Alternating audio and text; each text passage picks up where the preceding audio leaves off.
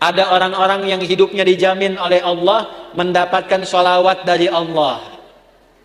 Apa makna sholawat dari Allah? Pujian yang melahirkan rahmat. Tahu dari mana rahmatnya? Kalimat setelahnya berupa tafsir. Sholawatu warahmah. Apa makna rahmat di sini?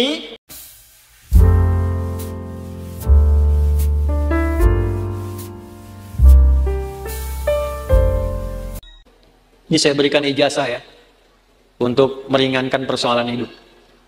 Satu, yang ini tadi, jaga rahmat Allah.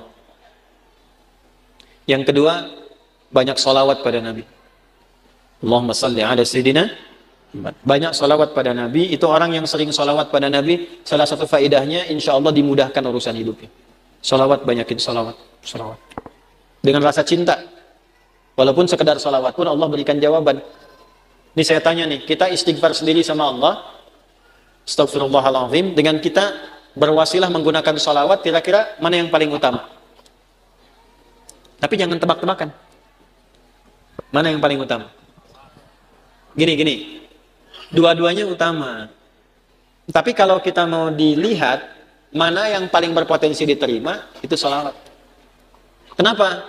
Kalau kita istighfar langsung kepada Allah, ya Allah, ampuni dosa saya, bagus, langsung hubungan. Tapi Allah masih melihat ketulusan hati kita. Karena ada yang istighfarnya cuma di lisan, gak nyampe ke hatinya.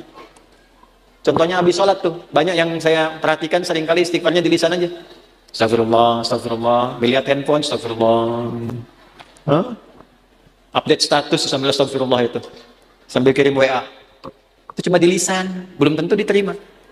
Tapi kalau Anda bersolawat pada Nabi, atas dasar cinta Allah kepada Nabi, walaupun Anda belum tulus sholawatnya, baru keluar dari lisan, Allahumma sholli ala sayyidina Muhammad, tapi karena kalimat itu keluar menggunakan nama Nabi, dan dengan cinta Allah kepada Nabi, dapat Anda 10 kebaikan. Apa dalilnya? Man shalla alayya sholatan wahidatan, sallallahu alaihi asyra sholawat. Siapa yang sholawat kepadaku, Nabi nggak sebutkan. Mau sholawatnya khusyuk, mau biasa-biasa, penting keluar kalimat sholawat, maka dibalas oleh Allah 10 kebaikan. Nah, di antara kebaikan yang Allah berikan itu ada rahmat di dalamnya. Ditemukan di mana? Di Quran surah kedua, di ayat berapa? 157. Al-Baqarah ayat 157. Bunyinya bagaimana? Ulaika alaihim sholawatun min rabbihim warahmah. Wa ulaika humul muhtadun. Ada orang-orang yang hidupnya dijamin oleh Allah mendapatkan sholawat dari Allah. Apa makna sholawat dari Allah? Pujian yang melahirkan rahmat. Tahu dari mana rahmatnya? Kalimat setelahnya berupa tafsir. Sholawatu warahmah. Apa makna rahmat di sini? Memudahkan urusan hidup. Dari mana dalilnya? Kalimat setelahnya. Wa ulaika humul muhtadun. Dan merekalah orang-orang yang dimudahkan hidupnya. Dari mana tahunya kalau ini kemudahan hidup? Pada ayat sebelumnya, ayat 155 dan 156. Bagaimana bunyinya?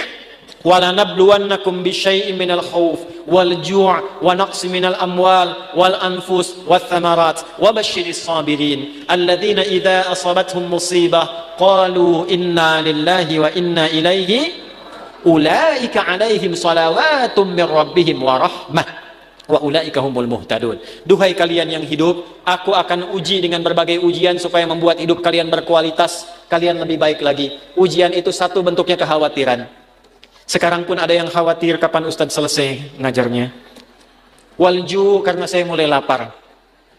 Wa naqsi minal amwal, ongkos sudah mulai berkurang. Wal anfus, ada yang sakit, ada yang meninggal. Wat thamarat, ada yang hasil kerja kerasnya dibawa orang. Wa basyiris sabirin, berbahagialah orang sabar. Bagaimana cara sabar? Alladzina idza asabatuhum musibah, yang kalau diuji dengan masalah ini, qalu, mereka meyakinkan pada hatinya, inna lillahi wa inna ilaihi raji'un. Ini ujian dari Allah supaya membuat saya berkualitas, dan pasti Allah kasih solusinya. Bagaimana cara mendapatkan solusinya? Kalau orang-orang sudah bersikap begini tawakal pada Allah, maka dia berburu rahmat Allah. Ulaika alaihim shalawatum min rabbihim wa rahmah. Orang sabar begini dipuji oleh Allah, diberikan rahmat. Kalau Allah sudah kasih rahmat, maka Allah berikan kemudahan untuk menyelesaikan semua masalah hidupnya.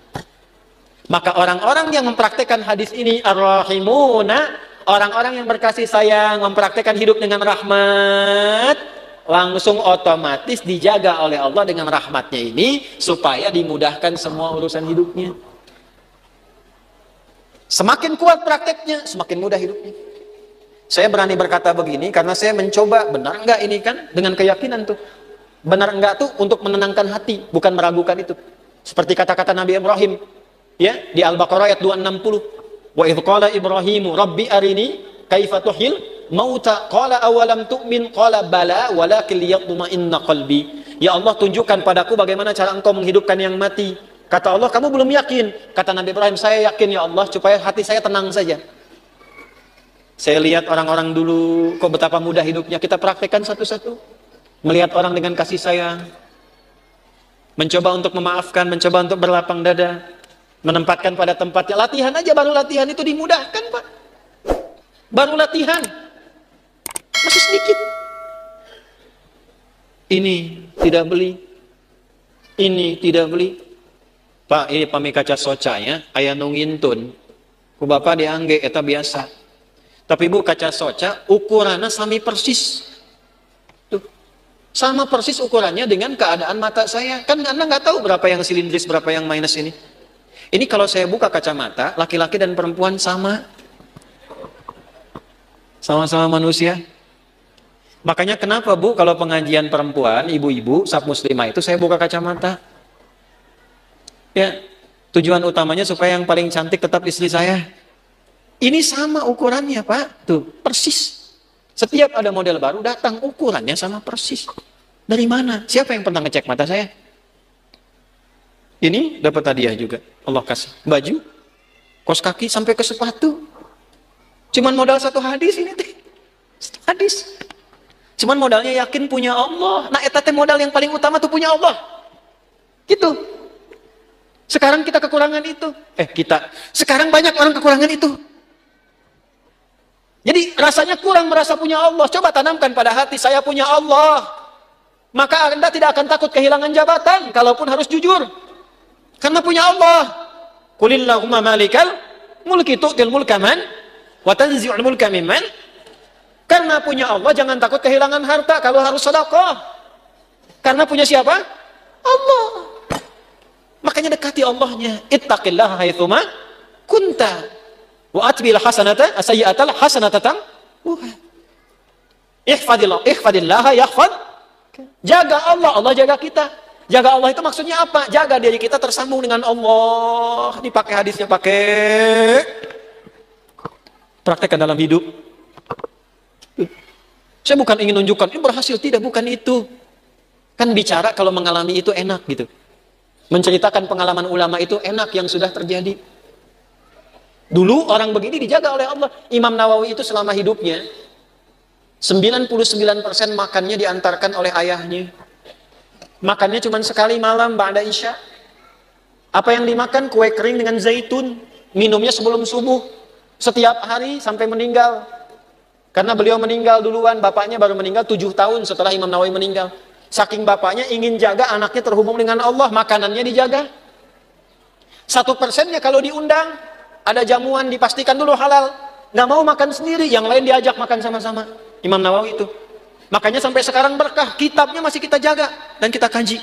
Sampai sekarang. Karena apa? Menjaga hubungan dengan Allah. Ya. Nah, itu yang kedua. Kalau kita benar jaga dengan Allah, melalui rahmat Allah, praktekkan hadis ini, insya Allah hidup kita pun dijaga, dimudahkan oleh Allah, sesuai dengan kadar maslahat dunia akhirat kita.